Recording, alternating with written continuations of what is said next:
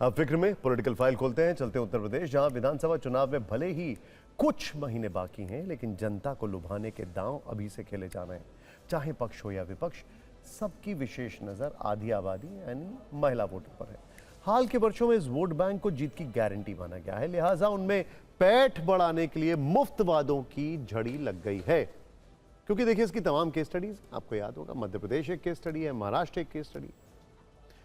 बुधवार को सीएम योगी ने 60 साल से अधिक उम्र की महिलाओं को आजीवन मुफ्त बस सेवा की सुविधा देने का ऐलान किया। तो आज समाजवादी पार्टी ने घोषणा की है कि अगर उनकी सरकार बनी तो महिलाओं को सालाना 40,000 रुपए दिए जाएंगे। जाहिर है, जब इस तरह मुफ्त की रेवड़ी बटेगी तो सरकार का कर्ज बढ़ेगा।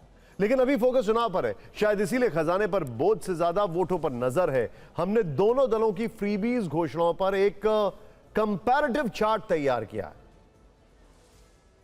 ये वो वादे हैं जो चुनाव से पहले घोषणा पत्र में भी शामिल किए जाएंगे, लेकिन ट्रेलर अभी से दिखाया जा रहा है ताकि जनता में संदेश पहुंचा जाए, प्रचार प्रसार में कोई कमी ना रह जाए। आज लखनऊ में अखिलेश यादव और डिंपल यादव ने प्रेस कॉन्फ्रेंस की। मंच पर खासतौर से महिलाओं को जगह दी गई।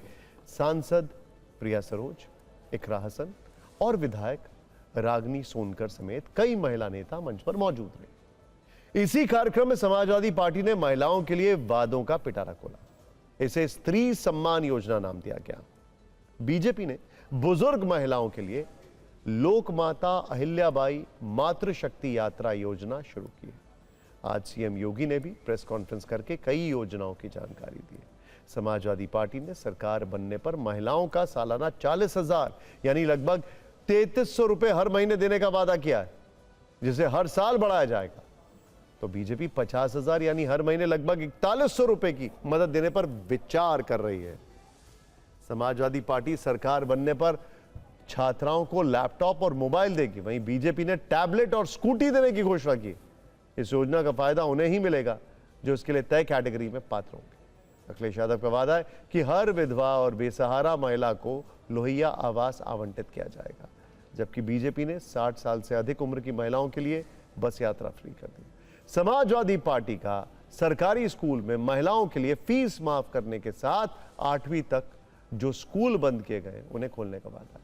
वहीं बीजेपी बेटी के जन्म से लेकर ग्रेजुएशन तक की शिक्षा और विवाह के लिए आर्थिक सहायता दे रही है। दोनों दलों की घोषणाओं और बयानों में महिला सुरक्षा पर भी काफी जोर है। जाहिर है, ऐसी मुफ्त की योजनाओं के लाभार्थी भी लाखों में होंगे, सरकारी खजाना भी खाली होगा।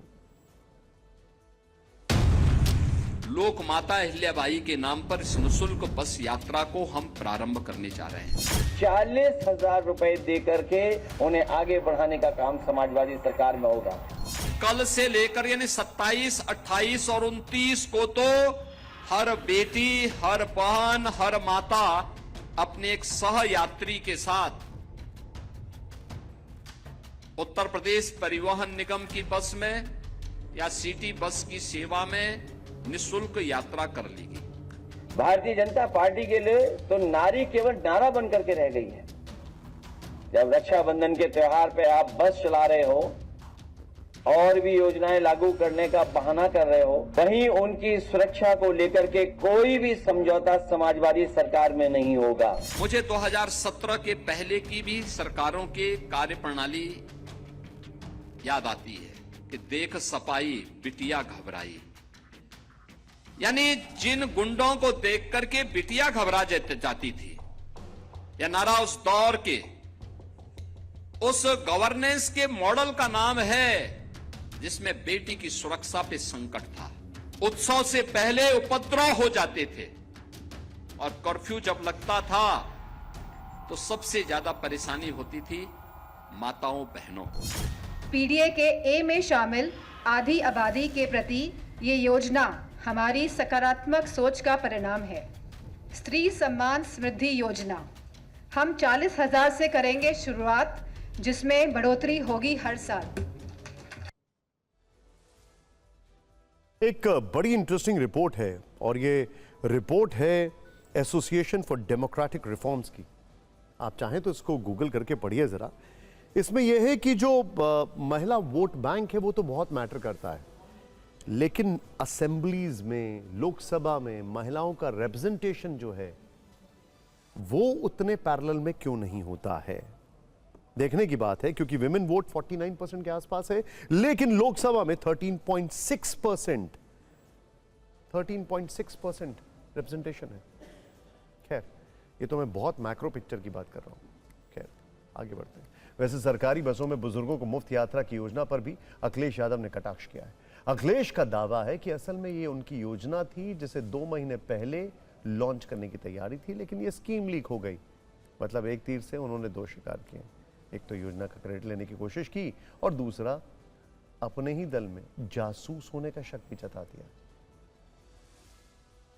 29 के बाद 60 साल से ऊपर की माताओं के लिए बस यात्रा आईडी कार्ड उनका प्राप्त होने पर, वोटर आईडी कार्ड हो या आधार कार्ड हो, उस आधार पर फ्री में वो यात्रा रहेगी। असल में हमारी ऑफिस को भी फुल शील्ड रखना पड़ेगा। हमारी योजनाएं वहां तक पहुंच रही हैं, हमें समझ में नहीं आ रहा कैसे पहुंच जा रही हैं। आज जब हमें तय करना था 2 हफ्ते पहले कि आने वाले समय में मैनिफेस्टो में हम लोग ये तय करेंगे, तो हमारी ऑफिस से ही सूचना वहां पहुंच गई लगता है, और उसी का परिणाम है कि बस फ्री हो गई। सोचिए आप। समाजवादी पार्टी के वादे और बीजेपी की योजनाओं पर बारिश के मौसम में यूपी का सियासी तापमान कितना बढ़ा हुआ है, आप इन बयानों में महसूस कर सकते हैं। चुनाव आ गया, अब चुनाव में बसें भी फ्री होंगी, पैसे भी अकाउंट में डाले जाएंगे, नौकरियां भी दी जाएंगी। चुनाव आ गया ना, सब दे रहे हैं। योगी का तो काम ही है सुबह से लेकर शाम तक झूठ बोलना। झूठ बोलते रहो, जनता को भ्रमित करो। पुरानी सरकारों ने केवल महिलाओं को वोट बैंक के रूप में इस्तेमाल किया, और आज महिलाओं के सशक्तिकरण के लिए, महिलाओं की सुरक्षा के लिए, महिलाओं को आत्मनिर्भर बनाने के लिए सरकार ने अनेकों योजनाएं प्रारंभ की हैं, और आज महिलाएं उत्तर प्रदेश के विकास में अपना सार्थक भूमिका निभा रही हैं। उत्तर प्रदेश सरकार का जब जाने का टाइम आ गया है, अब वो योजनाएं लेकर आ रही हैं, तो ये सिर्फ और सिर्फ चुनाव में लुभाने का काम करते हैं, बाकी महिलाओं के उत्थान के लिए कभी काम नहीं किया। राजनीतिक दलों के लिए यूपी में महिला वोट बैंक कितनी अहमियत रखता है, इसे आप ऐसे समझिए कि समाजवादी पार्टी के जिस पीडीएफ फॉर्मूले का अर्थ पिछड़ा, दलित और अल्पसंख्यक के संदर्भ से है, उसमें ए का मतलब आज आधी आबादी भी बताया गया है। यूपी में महिलाओं पर इतना ज़्यादा फोकस क्यों है, इसका जवाब आप इन आंकड़ों से समझ सकते हैं। देखिए नंबर्स, फैक्ट्स एंड नंबर्स। 2022 के चुनाव में यूपी में 15 करोड़ वोटर थे, इनमें से 8 करोड़ पुरुष जबकि 7 करोड़ महिलाएं थीं। चुनाव के बाद हुए लोकनीति के सर्वे से पता चलता है कि 46% महिला मतदाताओं की पसंद बीजेपी थी, जबकि 33% ने समाजवादी पार्टी गठबंधन के लिए वोट किया। यानी महिला वोटर्स के मामले में बीजेपी ने समाजवादी पार्टी गठबंधन पर 13% की भारी बढ़त हासिल की।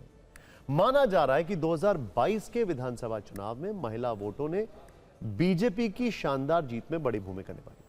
खैर, हाल के वर्षों में हुए चुनावी नतीजे बताते हैं कि फ्रीबीज जीत में बड़ी भूमिका निभाते हैं, कुछ समय के लिए राहत भी देते हैं, लेकिन इसके साइड इफेक्ट्स लंबे समय तक झेलने पड़ते हैं। हिमाचल एक एग्जाम्पल है, आप महाराष्ट्र में भी कई एग्जाम्पल्स हैं, इकोनॉमिक एग्जाम्पल्स हैं। यही कारण है कि सुप्रीम कोर्ट से लेकर रिजर्व बैंक तक फ्रीबीज कल्चर पर कई बार चिंता जता चुके हैं। सुप्रीम कोर्ट ने बार बार यह सवाल उठाया कि मुफ्त बांटने की बढ़ती संस्कृति से राज्य के खजाने की सेहत बिगड़ जाती है, विकास के काम प्रभावित होते हैं। राजनीतिक दल इसे जन कल्याण बताकर बढ़ावा दे रहे हैं, लेकिन आंकड़े बताते हैं कि इस कल्चर ने ज्यादातर राज्यों की आर्थिक ताकत को कमजोर कर दिया है। चाहे बंगाल हो या महाराष्ट्र, यूपी हो या कर्नाटक, तमिलनाडु हो या हिमाचल, बिहार हो या फिर मध्य प्रदेश, ज्यादातर राज्य रेवड़ी कल्चर के चक्कर में कर्ज में डूबते जा रहे हैं। किसी का कर्ज 10 लाख करोड़ तक पहुंच गया है, तो किसी पर 8 से 9 लाख करोड़ तक का बोझ है। इसीलिए फ्रीबीज और कल्याणकारी योजनाओं के बीच संतुलन बनाना जरूरी है। इसके लिए पार्टी पॉलिटिक्स से ऊपर उठकर मंथन करने की जरूरत है, ताकि भविष्य का भारत विकास की राह पर मजबूती के साथ आगे बढ़ सके, वरना ग्लोबल रेस में हम पिछड़ भी सकते हैं।